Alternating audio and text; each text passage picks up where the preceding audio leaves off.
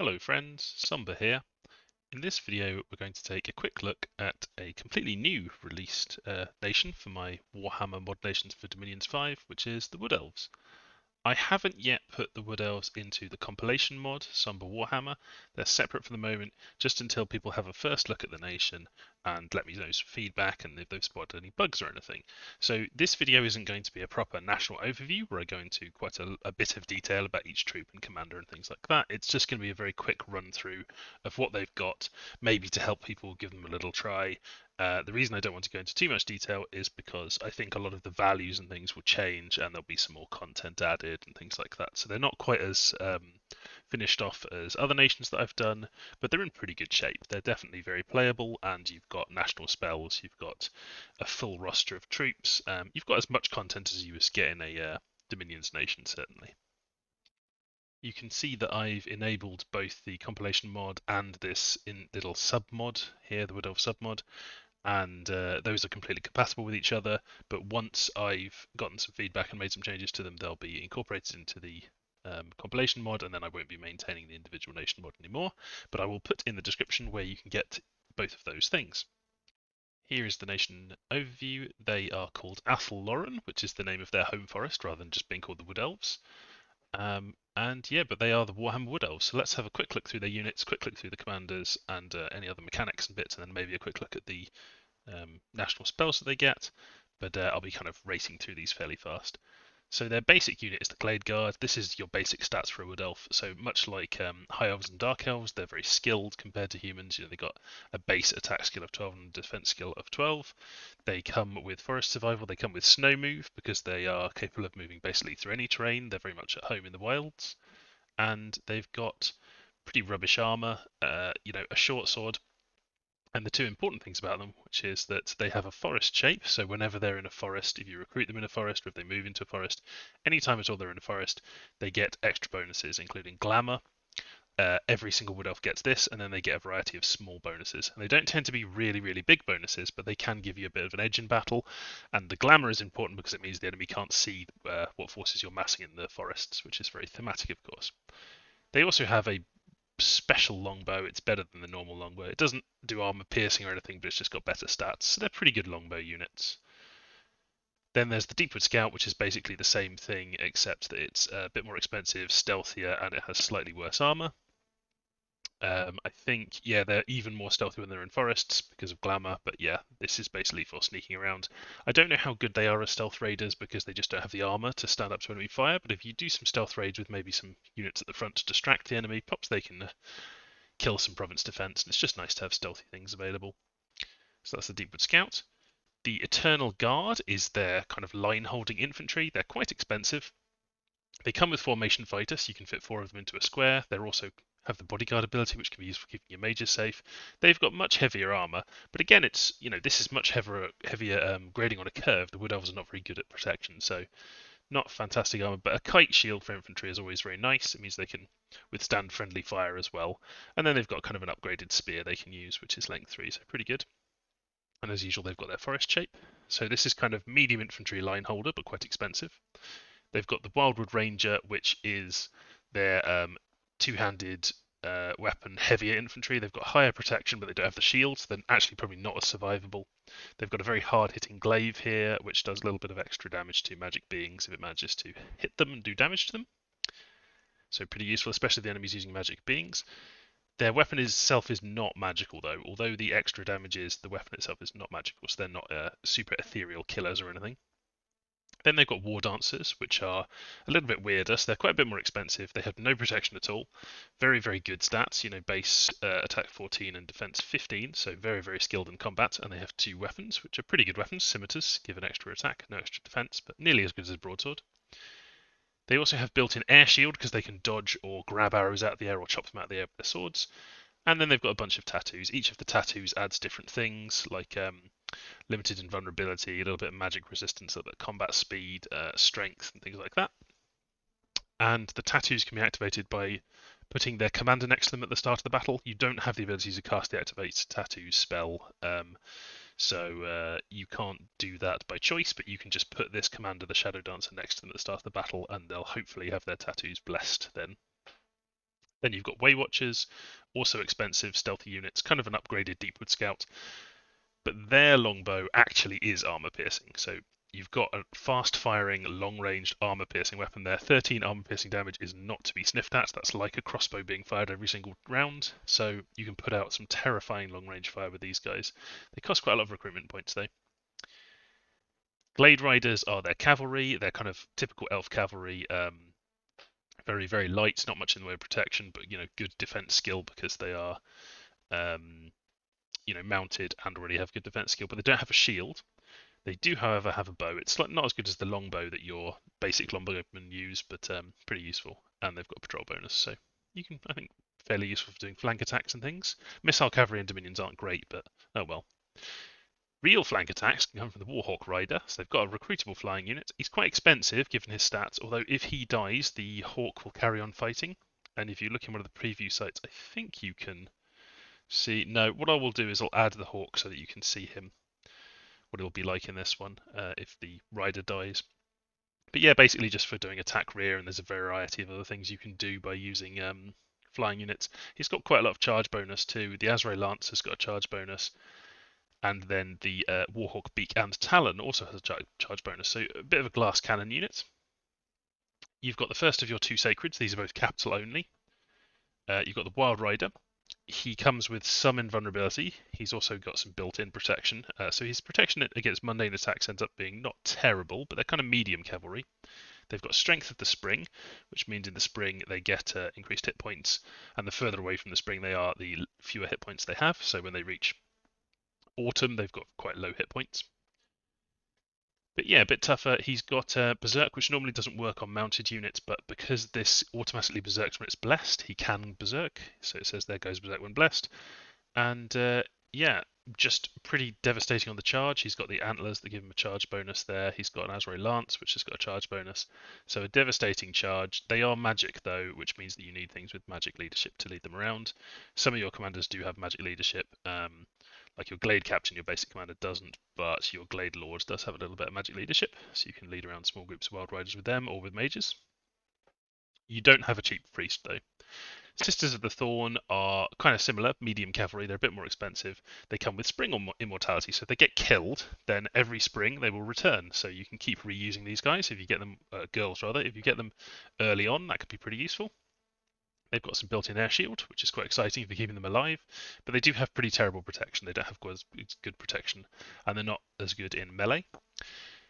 They do have magical antlers on their deer, because their deer are special, and they've got some poisonous weapons there.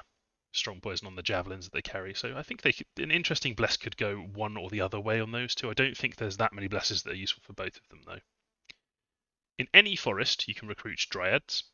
Dryads have different shapes depending on what the season is, but basically they tend to be kind of light infantry that's got high offensive output, but is not terribly tough and survivable. So they also don't cost any upkeep at all if you keep them in forest, so you can stack them up in forests waiting for a war if you want to. But yeah, being able to recruit in all forests is nice. If you want to see the seasonal shapes, there is a guide to them there. I'll just click through these quickly in case anyone wants to pause on any of these, but they've got different forms in the different seasons. You've also got Treekin, which can also be recruited in forests, although they require a temple. They are not sacred, but they do require a temple, and they require a dominion strength of at least 4. So you haven't got quite as many different places outside of your forts and your capital that you'll be able to recruit those, but you can get some of these. They're basically big, bashy ogre type things. They're a lot tougher than dryads, but somewhat expensive and not super skilled, and their attacks are not magical. Worth bearing in mind. Commanders wise, you've got the Deepwood Scouts, just a scout basically. Glade Captain, fairly normal leader type guy, basic leader. Warhawk Captain, fairly normal leader type guy, except he's flying, just to lead the Warhawk Riders around. The Glade Lord, who is a pretty terrifying melee combatant and has an okay ranged attack he can use if you don't want to rescue in melee. But yeah, pretty nasty. Possibly you could do some thugging with them, I'm not sure. And he's your more powerful leader. He's got better leadership, he's got a bit of magic leader. Waystalkers have the ability to lead around the Way Watchers, obviously, little stealth groups, but they don't have much leadership. They've got good leadership, but a very small number of things. But they do have the Assassin tag, but only when they're in forests. So you can see here, gains the assassin ability in forests. So if the enemy is storming into your forest looking for you, or if you manage to catch the enemy in forest, you can use Waystalkers as very nasty assassins. They come with a bow which can shoot and kill stuff pretty nicely. Shadow Dancers you use to activate the tattoos of your War Dancers by putting them near them. They can lead only a very small number, but they can lead them. They've got Death Mage and Air Mage abilities, but only very minor. So there's some little buffs they can cast themselves and then go and thug if they want to. Spellsinger is your main mage. They are Spellsingers, so they cast more slowly, but they take less fatigue, and they can do special communions. These guys can be communion slaves, but they can't be communion masters. That's because of the special national spells they have, and you can see their paths there. So you can get good nature, you can get a little bit of air and a little bit of earth and water as well.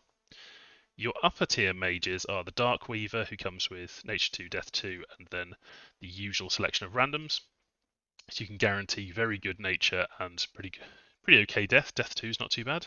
And they can lead communions. They're actually allowed to do that, whereas these guys are only allowed to be communion slaves. And you've got High Weavers, which are the same but for Astral. You've also got Treemen, who are very impressive stats, particularly in a forest. They gain quite a few extra nice bits in forests. This is not their full-size sprite. If you want to see their full-size sprite, it is in the summons. This is their full-size sprite, which you'll have seen me drawing in another video. Check that out if you haven't. And this is the Ancient, who is just kind of a modified version of a Tree Man. But the Ancient is the better spellcaster, but probably slightly worse out-of-the-box Thug, although with good research he is a better Thug than the Tree Man. But the Tree Man has pretty good paths for buffing himself up. He is Sacred, you can take a good Bless to go with these, and he has really terrifying combat stats. He can absolutely annihilate things. You know, this has got 2 attacks each per the Vine Lash, and they kind of very good against shields because they can just pull the shields out of the way. So yeah, very nasty. He's got an area effect attack too. So I think those are really fun to play with, but recruitment points, yeah, they're slow to recruit. These are all recruitment points 4. He's recruitment point 6, so super slow to recruit and very expensive. So not many Treeman Ancients. And then you've got the Giant Branch Wraith, which can be in any forest, but you do need a temple to recruit them. They have okay paths. This is pretty useful. You know, they're sacred. Not a bad gold cost, really. So you can get these up by getting labs and things in forests. And you can see that you do have cheaper labs and temples in forests, and you have more expensive labs and temples outside of forests. So yeah, I think... Oh, the other mechanic to be aware of regarding forests is that your forts... So you have more expensive forts. They're 20% more expensive always, and you can only build terrible forts, very primitive palisades. But if you build a fort in a forest, if you order one built, it takes the gold, and you immediately get a bramble fort, and the order is cancelled. So the next turn you'll have a bramble fort. So you can put up forts super fast in forests. That's a really big advantage. But they are kind of expensive, and outside of forests you can't build very good forts. So you do have a bit of a problem when you want to like fortify a throne or something like that. This mentions here, Spellsingers can form Chorus Communions. Yep, you have national spells to do that. So what national spells do you have? You have several in Conjuration, starting off with Air Canopy. That's Air Shield, but it has an area of effect and a bit more range. It's usually, Air Shield is to protect yourself. This is to protect your troops, and you can use it to protect yourself from your very strong friendly fire, but also just generally because you have lower protection units. This can be quite useful. You can summon up some unicorns, and we can go and have a look at those in a minute on the national overview screen, so you can decide whether they're worth 7 gems for 4+ unicorns, but they give you magic damage, so they could be useful. The Great Stag is kind of, if you think about like Marverni's Great Boars, they're a bit like that because they're a big sacred bag of hit points. They hit pretty hard, and you can get one of them for 4 nature gems. That may be worth you doing. Higher level, you get Lords of Two Worlds, which is a Glade Lord on a Great Stag as a commander. So 14 gems, you get a big sort of thug you could potentially do things with, although he doesn't have any magic. But he's a very good leader to lead your armies around, so that could be useful. For 35 nature gems, you can get a Tree Man. He still costs gold upkeep. He's identical to the one you can recruit. And for 45 gems, you can get an Ancient, which is, of course, kind of tempting because they're so slow to recruit. But, is it worth 45 nature gems? I leave that up to you. Then we've got in Enchantment, just one spell, the Succor of Athel Lauren, which gives you reinvigoration, just like Summon Earth Power, but you don't get the extra point of Earth Magic. So this is, and it doesn't stack with Earth Power either. You may want to cast this if you just want reinvigoration on your thugs, like Treemen or Dryads. or you can cast it in a communion if you're not planning on casting Summon Earth Power. This is easier to cast, less fatigue, and you still get the reinvigoration, which can be very useful in a communion. Speaking of communions, in Thaumaturgy we have High Chorus, Dark Chorus, and Join Chorus, and you do not have the Communion Master and Communion Slave spells. Those are completely banned for this nation. So High Chorus is the castable only by Spellsingers and only specifically by High Weavers. The reason it says cast by a High Weaver or a High Weaver is the High Weaver has two different forms, the Forest form and the normal forms. It's a bit weird, but that's just what that means. You've got one for the Dark Weaver and one for the High Weaver. They can be Communion Masters of the special Spellsinger Communions, which of course are more friendly to the mages in them, but cast things more slowly. I think they can't burn out the mages. They get kicked out of the Communion if they're in danger, if they're too fatigued. And you've got Join Chorus, which is your basic way of joining a Chorus Communion and is castable by any of your Spellsingers. So any of the three can do that, but these are limited to just a particular type of Master. So you can build some nice communions with those. You've got plenty of nature magic and the like. Let's go and have a look at the remains of the summons and things in the national overview. So the typical thing here, we've got the preview sites that show you your summons. So you can see the Treeman Ancient. This is the Glade Lord on Great Stag, so kind of a potential thug, lots of magic weapons, but a good leader for your troops. It's got the good leadership that Glade Lords have. Then there is the Great Stag itself. Lots of hit points. It's a magic being. It does magic damage. It hits very hard, especially on the charge. And unicorns also hard charging with magic damage, but a lot fewer hit points and smaller. You may find that they're worth it, but they're not sacred. So if you've got a very strong bless, you might find that the Great Stag is worth it. If a very strong bless for commanders, maybe the Glade Lord and Great Stag, because your normal Glade Lord's not sacred, but this one is. Then heroes-wise, you've got multi-heroes. You've got Great Lord, Glade Lord on Great Stag. God, that's difficult to say over and over again. You've got the High Weaver and the Dark Weaver, which are your upper tier mages. So some nice multi-heroes there. I decided not to put any of the Treemen in as multi-heroes. I may put them in the future, I'm not sure. And then completely independent of the luck scale, you've got just one unique hero. I will be adding more in the future. This is what you've got for now, though. It's Araloth, who is basically a souped-up and not mounted Glade Lord. Yeah, he's a good leader. He's got inspirational. He's potentially an okay thug. He's got a bit of invulnerability built in. He's got very good magic resistance as a base magic resistance, so you could do something with him. And his Falcon tears people's eyes out, so that's pretty good. And he's got a great hunting spear for stabbing fools. So I think he's more kind of flavoursome. His event gives him some troops when he comes, so he could be useful. He doesn't come super early on in the game, but if you do get him, he can be useful in kind of the mid game. The other site just shows you the Dryad seasonal shapes, which I showed you earlier. So that is everything I want to say about the Wood Elves, just as a preview, and I hope you give them a go. They took me ages to do because I was doing the sprites on and off. I find doing the sprites relaxing, but it's not something that I always want to do in my free time. And I'm just glad to have them released so people can have a play with them. Yeah, so give them a try. Let me know any feedback on the Dominions Mods forum, or you can find me on Discord. You know me, I'm Somber. And yeah, hope you have fun. And I had fun making it, so I hope that comes across. See you next video.